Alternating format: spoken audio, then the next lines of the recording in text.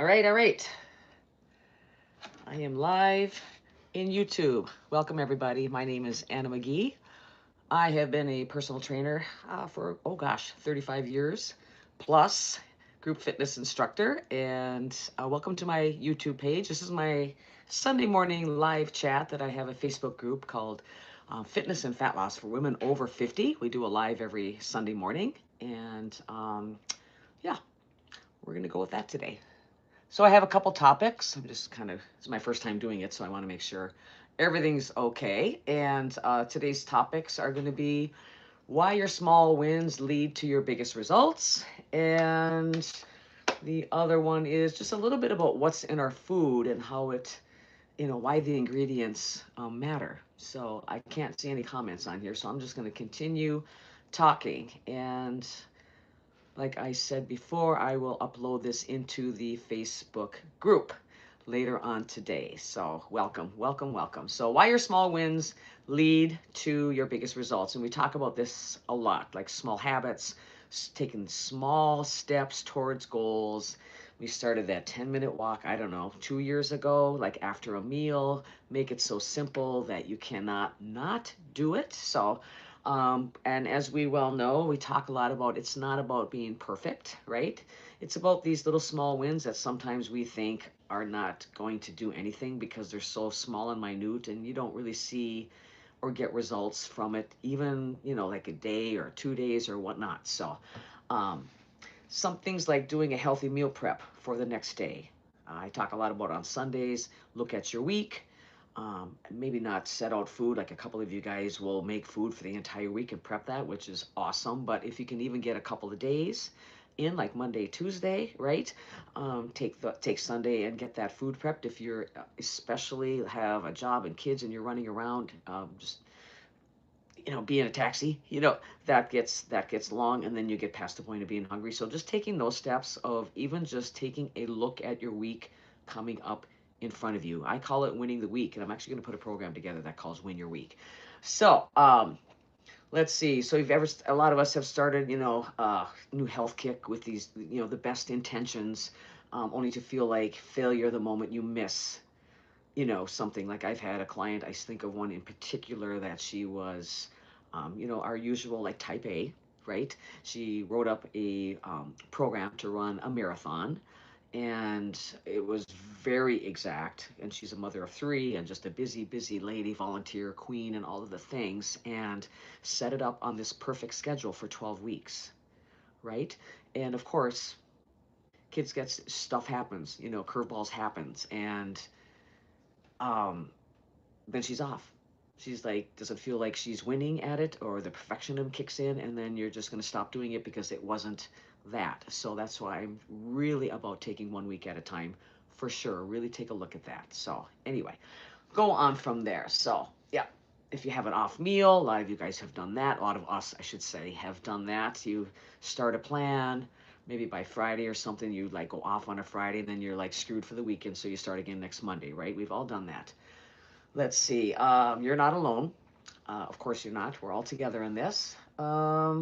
Here's a two. Chasing perfection in your health and fitness goals is a fast track to becoming very frustrated, and it lead to burnout. And that's why when you do that enough, um, you kind of don't go into a plan with a healthy mindset because you've already failed. And that's a lot of what I talk about when I do coaching is let's start small. As women, we always want to do big things and have it life changing because we get excited for that end result, right? So just taking those small steps, getting those wins, whether it's water when you wake up in the morning, whether it's maybe you stretched in the morning, maybe it's when you really want to have this program where you train 5 times a week, but you're going to just take one workout at a time 1 week and maybe do two in a couple weeks, right? Get the confidence, get a trust in yourself that you actually did what you said you were going to do. A lot of times we overset. I client often because it's very common where we met. Of course, she was a New Year's gal, and she was joined a gym, and she called me, and she was going to go on a diet, work out 5 days a week, and quit smoking. And I said, we are not going to quit smoking. So that's just too much. It's just way too much. You'll never make it. And I wanted her to feel successful, right? So we cut down the workouts to starting at 2. She wasn't happy. And maybe just watching, tracking what she was eating normally on a day-to-day basis to get an idea. So just taking those little steps, bringing it down, it just becomes so overwhelming because we forget about the rest of our life, that all of a sudden, oh, I forgot I had a dentist appointment. Oh, I got a haircut. Oh, I have a doctor's appointment. Oh, my kid has a soccer game. All those things kick in because when we set a plan, all we think about is ourselves and like that plan, right? So taking those small steps. Let's see, what else do I have? And a lot of times we set very unrealistic goals in a short amount of time. We've all done that, right? So very common. Um, it's just about consistency. I know that word is thrown around and around and around, and I'm actually I'm very thankful that I had the mother I had. She was, I would say, the epitome of consistency. I mean, she did not even know it. We all got our haircuts every 6 weeks. We all went to confirmation every Wednesday night. We all took piano lessons on Mondays. We all, even her food was like, on Sundays, it was either chicken or meatloaf. There was always 5 baked potatoes, and there was maybe, canned green beans or corn. One hot dish on Monday, this hot dish on Tuesday, this hot, so people wonder why I'm like the way I'm like, because she was very consistent and just really had no idea. That just made sense in her brain. And so that's, I guess, where I come from on that. And now it's big that that's what gets you to your results, is just being consistent. And consistent doesn't mean doing lots and lots and lots of things every day. Consistent maybe means taking that 10-minute walk after dinner. Consistency means if you have a couple eggs in the morning, maybe adding one more. That is what consistency is. And it'll build, and it makes you feel good because you actually did something that you said you were going to do, right? um yeah, I even wrote down, that's where the magic happens. The problem with perfectionism, when you aim for perfect, like we all want to, I mean, I get it, you want to be that. One small misstep is just, will blow it all. It's just, it makes it very catastrophic. And then you go off, and then you don't feel good about yourself, and you kind of mentally beat yourself up. I try to help clients with that the best I can. Like, why are we beating yourselves up? Would you talk to your best friend that way? Would you talk to your daughter that way? Do you want your daughter to talk that way to herself? Things like that, because it's not about that. But when we set those goals to be like, everything has to be perfect to get there, it's not going to work. Some of it will, but it just definitely is not, going to work. So, we'll often do that. You skip a workout. Oh, it's all for nothing. Or, well, you had cake, or maybe you had 2 pieces of cake. Well, that's all for nothing. So really think about that. Your mental approach is just as vital as your physical actions, right? So if you move your body, what you think about that is huge, right? So we need to shift from that perfectionism mindset. We all have it. I have it, right? And that's probably the biggest thing that I have worked on. I've had some, I've gotten 2 new hips and all that comes with that. And I had to really set my mindset like, this has to be different now. And I have to find ways to make me happy on moving my body. It's not going to be what I did before. But when you think about it in a positive way, it's wonderful. It really is. So we can all do that. So yes, unlocking the power of the small wins. That's what gets you to your big wins. Like, if you think, I get clients that I go, I only lost 2 pounds a month. 2, 4, 6, 8, 10, 12, 14, 16, 18, 20. That's 22, 24 pounds in a year, right? But only 2 pounds a month. So think of the long term, like, well, that's 24 pounds, right? So I gotta quit staying, right? Don't I? Yes. So every single positive choice you make contributes to your overall well-being. Maybe you want to work on your evening routine of going to bed a little earlier. But in the years past, I've had people, well, I go to bed at midnight. I'm kind of a night owl, so now I'm going to try to go to bed at 9 p.m. That's not going to work, right? We all know that's not going to work. So maybe bump back your evening bedtime 15 minutes only. Like, it doesn't seem like very much, and it's not going to do anything. But after a while, you might be in bed and sleeping by 10, right? So think of it that way. Let's see. The small wins also help boost your motivation. Like, I can't tell you how many of you guys, when we first started that 10-minute walk, you do it every day and you're kind of proud of yourself. You're like, that's pretty cool. I walked, and if you add up the minutes, it's a lot of minutes at the end of the month that you did not have in there. And you feel good because you actually did something that you told yourself you were going to do. And that builds confidence in yourself and a trust in yourself, right? So awesome. Let's see. I kind of went through here. What do small wins look like? Forget a number on the scale. Your health journey is so much richer than that. Everyday progress. I kind of got ahead of myself here a little bit. Did you choose a healthier version over a sugary drink that you normally have? If you go out for a social event, did you maybe say, hey, I'm going to have a glass of water every time before I have a glass of wine? That's it. It helps. Kind of fills you up. You might not drink as much wine, right? Um, took the stairs instead of the elevator. So all these things that are all so and so that they really do add up because I have a mindset that I want to think, oh, who cares if I'm parking 10 spots farther away from Target than I normally do, right? But it adds up. It really does add up. So celebrate your progress to keep the wins. And a lot of times you forget them. So it's actually really nice to write them down. If you have a journal, just say, hey, I'm doing this.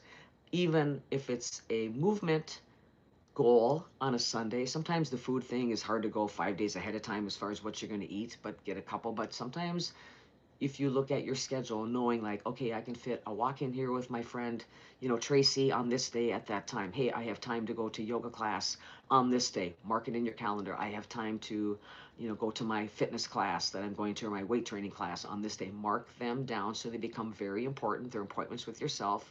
And then, that's actually sounds like a lot, but pick and choose whatever works for you. And it's amazing how it's freeing in your brain. Like, oh, that feels good. I actually am going to do that. It feels like I have a schedule. I get a lot of when I set people up like this, like look at your week, schedule it in. I get a lot of pushback where it seems like it's like restrictive. Like, I don't want to feel restrictive. And it's not restrictive. It's actually so freeing to have some kind of a schedule. And as you stick to your schedule, that will become a discipline. And I think people get those two words mixed up as well as far as restriction and discipline. It's not restriction when you're like scheduling time for you or making sure you have the food available for you so you don't, get past the point and drive by McDonald's and go through the McDonald's and then feel bad about yourself, right? So those are really big wins, I think. We talk a lot about that. So, yeah, let's see. Yep, and basic, your health journey is a marathon, not a sprint.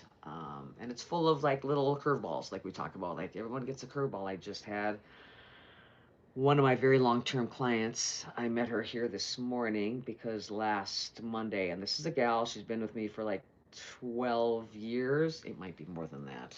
I said 10, and I'm like, that didn't sound right. But I first met her in my office at the Y, and she was very smart. She's an engineer. She just, smart lady. She's like 6 feet tall, and she just was so sad because she was exercising one day in a Pilates class, and she had a cold, and she sat up, and her whole eardrum blew, and she has never heard out of that ear again. And it messed her up for a while. Like your equilibrium's messed up. You're, just like what just happened, and here's this gal that, she plays tennis and she works out and she does all the right things and, and this happened. So we started together. Actually, the gal at the front desk at the Y said, you need to go see Anna. So, of course, I put her on a bozo and a stimulated ball right away. And we've just been through a lot, and she's your classic, does everything right. She doesn't have a weight problem. She exercises smart 3 times a week. She walks her dog. She cooks amazing healthy dinners. She sews, you know, beautifully sews, and just she's got chickens and all the things. And she's probably my person that I think of having this unbelievable well-rounded life and just a positive attitude and all the things that go with it until my text comes last Monday and she's like, well, I've got breast cancer. And I'm like, you know, so yeah. So, and I've had a lot of those. I've had a lot of clients. I know a lot of women in my past 35 years that have gone through that and they've are successful on the other end, but it's a curveball when you get a health scare. I'm not even just a scare. It's something, right? So many of that. And just to kind of be there and walk her through that and be there. So when I got the text last night, she obviously missed last week and just trying to wrap her head around this and get a game plan and figure out what to do. And she said, "Can I just come deadlift tomorrow morning?" I said, "Yes, you may. I will be there for you." So, um, yeah, so this is part of like looking ahead at your week, look, because things like this happen. Like, what can we do? So we talked about what she's going to be able to do. We had a deadlift of 300 pounds set by the end of the year, and that's not going to happen. So I said it's amazing when I went through my hip surgeries, like what I could find that made my brain really happy. That's not what I normally did or really what I wanted to do, but I had to find a way to set smaller goals and smaller, objectives like that to feel successful. And we can. It's hard, and we're still going to work on that with her. But yeah, so curveballs happen. Yep. So that was my morning this morning, and I'm honored to like be there for support for her. So I'm gonna move on here, and just go into. We talked a little bit about. I did a video in our live a couple weeks ago where I broke down the lean turkey, and talked about a protein bar that another client of mine husband bought and how it's labeled as protein, and how the turkey ground up turkey was labeled as lean and 7% fat, and how that markets to us. Um, and they're not that. And I kind of went through how to figure out the numbers on that a little bit. So, yeah, so this is where there's ingredients in our food. Not that we all don't know that. I know we all kind of look at stuff if you're somewhat interested in your health. But it's still, sometimes you can get caught by that. Oh, it's healthy. We grab, oh, it says natural, so we think that's good. That's caught on a lot of like drinks now I've seen. There's, all something has to say on the box now is like protein. And then we get caught into that without really looking, because somebody like me will kind of look at the side and know things like, oh, that's not a lot of protein. It's got a lot of sugar. But someone who's just in the beginning stages of trying to watch that, you're just going to buy that. And then you're like, well, I do that and I'm not getting any results. So sugar free, it's another one. Low fat, that's another one. They're sneaky. They're sneaky. The marketers that do foods and stuff like that, that whole administration is just, they're sneaky because they just want to sell you that, and they know that we're going to buy that, right? So many of the ingredients in today's products are man-made. They gut-wrecking chemicals. They wreck our guts. Sadly enough, they were never meant to enter our bodies, and they're either hiding behind names like natural flavors or maltodextrin, modified starch, and citric acid, words like that. So look for that. Research that a little bit. The problem with these hidden ingredients is, they're little. I did some research here. Like those little label gremlins, they call them, can cause, if you ever feel bloated, without like, why am I bloated? Brain fog, headaches, skin breakouts. I talk about my husband quite a bit because he's been trying to um, really dial in on choices he makes, and he's cut down on some added sugars, and he's cut down on some like starchy carbohydrates. And he used to, like, as we get older anyway, we get little skin bumps and this and that, and those have all kind of disappeared. And he says his joints aren't as inflamed as they used to be due to more cutting out processed foods. So if you're trying to do that, pay attention, because it's not sometimes always like weight. If you're looking to drop weight, it's other little things like, wow, I'm sleeping better, I don't have a headache. I often talk about, we used to go to this restaurant over in Superior, and on the way home, I kept noticing that I had phlegm in my throat. I had to clear my throat, and I wasn't sick, and I didn't have a sore throat, and I didn't have a cold, but it was only after we left that restaurant. And they had these fries, and they had this stuff on the fries that made the fries, of course, taste amazing. And I never ordered fries, but I ate all my sons, because then it doesn't count that you're fries, right? Um, Right, and I'm like, it's got to be those, because there's nothing else besides lettuce and some chicken. It probably was a combination, but I always had like this phlegm that I had to cough up for like an hour after. I'm like, isn't that amazing? Not something that made me sick, but little things like that. You get bloated, maybe turn red, things like that. So, um, we want to just become a little more aware of all those not so healthy ingredients or man-made ingredients in our food, and they are everywhere. So I get it. Nobody gets out of this without having to eat. 100% of us have to eat. So, what they do is they trick our brains into wanting more. They really cut down on our taste buds where we can only taste those kind of items taste really good, and then when you go eat something like a little healthier, like, yeah, that tastes horrible. Until, and comment under this if you know if you this has happened to you, because it happened to me. um like the real food started to taste so much better when I started to cut down on those type of foods that were filtered with like chemicals, right? Because it will take, it's a slow process, you know. Like I've often said, when, not that protein bars are, they're just a glorified candy bar, but they do have protein. You can find protein bars with less sugar and all that stuff, but they still are a man-made thing. But they're going to taste different. Like if you have a good Snicker bar or a Milky Way and then you have a protein bar, the next day, it's not going to taste obviously like a Snicker bar, but you do, your taste buds will change because that's still a little bit less than what that had in there. Chips, all the things that have all that stuff on there. There's a reason why you cannot stop eating a bag of chips, right? Where you're pretty much like, can you eat 3 apples in a row? No. Can you eat a bag of chips, like a Doritos bag? Yes. That type of thing. Let's see.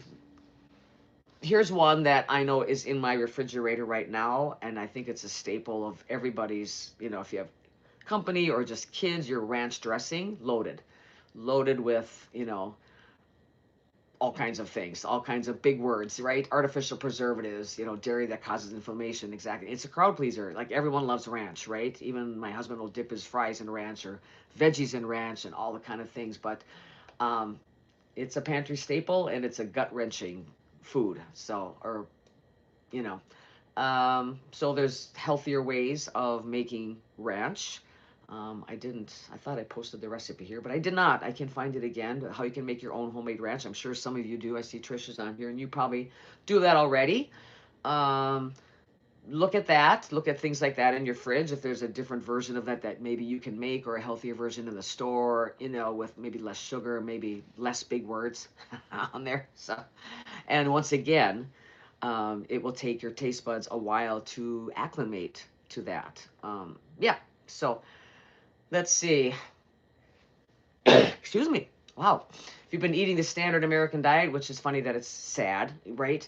For years, your body might be overloaded with toxins stored in the fat, messing with your liver and slowing your detox pathways. There are some